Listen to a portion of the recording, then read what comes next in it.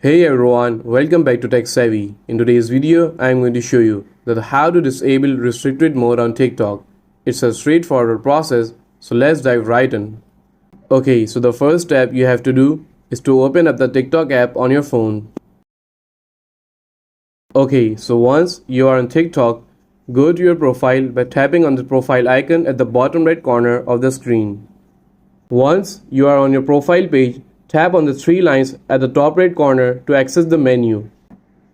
Then select Settings and Privacy. In the Settings and Privacy section, you will see an option of Content Preferences. Tap on it. Okay, so now you will see an option of Restricted Mode. Tap on it. And now you have to simply tap on Turn Off. Okay, so now you will be prompted to enter your passcode.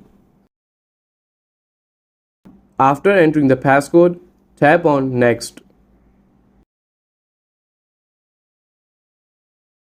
And that's it. You have successfully disabled restricted mode on TikTok. Now you can enjoy all the content without any restrictions. If you found this video helpful, please give it a thumbs up and don't forget to subscribe to Tech Savvy for more helpful content. And I will see you in the next video. Thanks for watching.